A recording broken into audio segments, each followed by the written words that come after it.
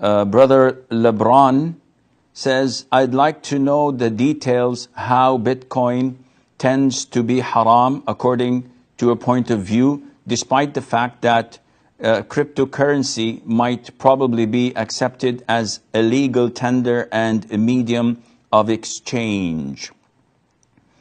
The issue of Bitcoin is a recent one, which means that it is not found or discussed by scholars in the past.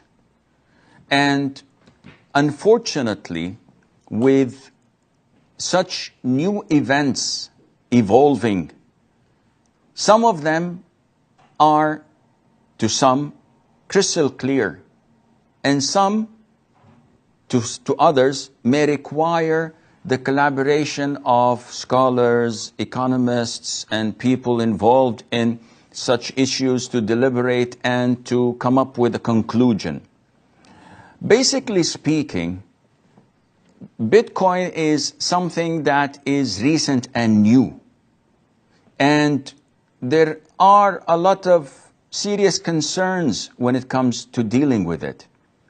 Whether it is from the origin, where it came from, whether from the aspect of sustainability and security. It is known that it was founded in 2007, 2008 by someone that is unknown.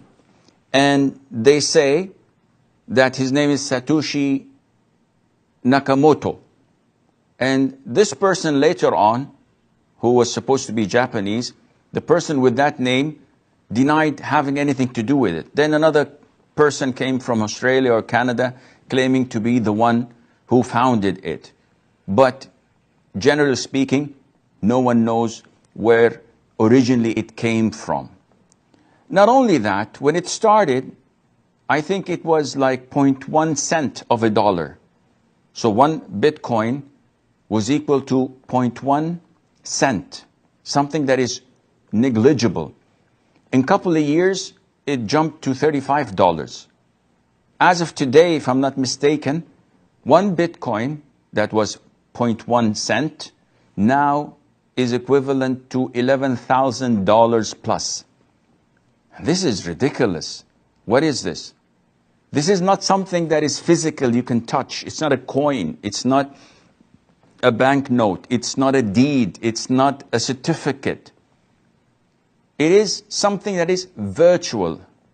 It all is dependent on the peer-to-peer, the blockchain, and the logarithms that govern it, which is known to only a handful of people who control it and who are anonymous, and no one knows who they are. You cannot complain about it. You cannot pretend that there is justice or injustice. There's no one to talk to. So it is as if you're throwing your money in a vacuum, not knowing whether it will increase or decrease. But most people don't care, because all what they're looking for is quick profit and gain. You remember the pyramid schemes and the networking schemes that have been in the past and still ongoing today, selling you a commodity that costs in the market a single euro. They sell it to you for 200 euros, claiming that there is only 5,000 pieces in the world of it. And then after you pay that huge amount of money, you qualify to market it to others, and you will get a percentage whenever someone enlists in the same Ponzi scheme.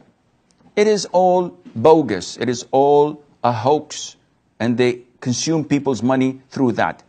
Man by nature likes quick profit. If someone with a long beard comes to me and says, Sheikh, give me money and I invest it for you and I'll give you revenue that is beyond imagination and you will sustain a happy life, I will trust him. Not because of his beard, but because of the gain and the quick profit that I may make out of it. Bitcoin is something like this. And there are, I think, a lot of similar virtual currencies. They're virtual. You cannot touch them. And Ethereum and so many, 60, some may make them up to 100. And they are on the rise. And it's not logical, the fluctuation of the price. Now, is it a currency or a commodity? This is something we still have to look into, because it is not a currency. It's not backed by people. It's not backed by government. It's not backed by central banks or normal banks. So you cannot say it's a currency because no one deals with it except a handful of people.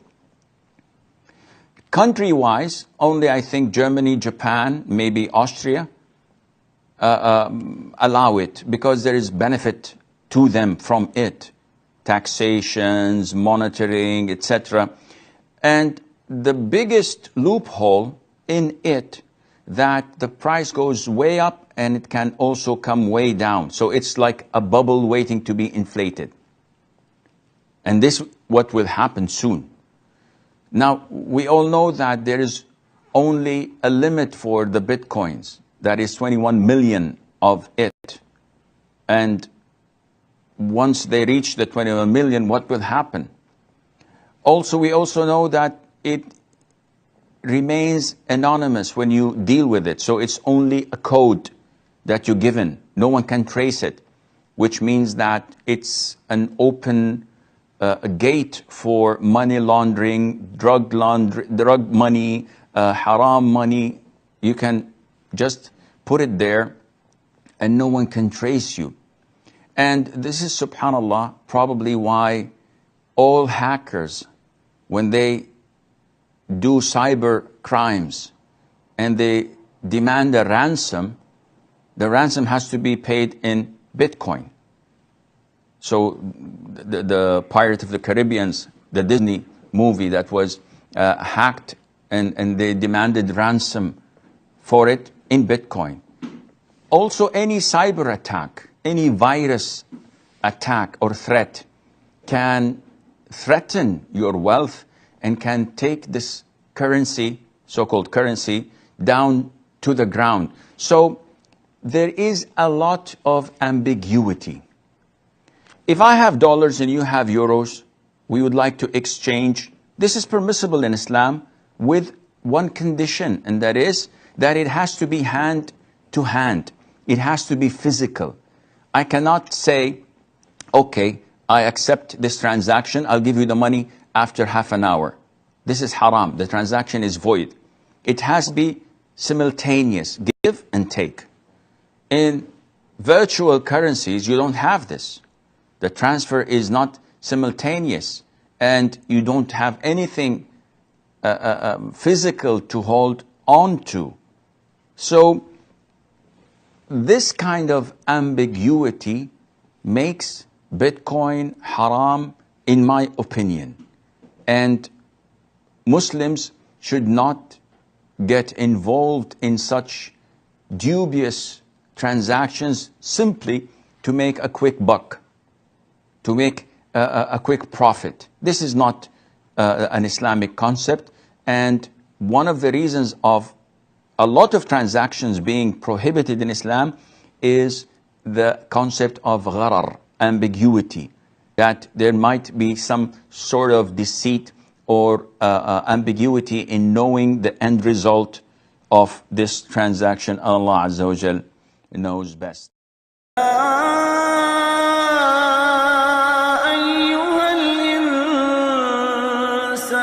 ما غرك بربك الكريم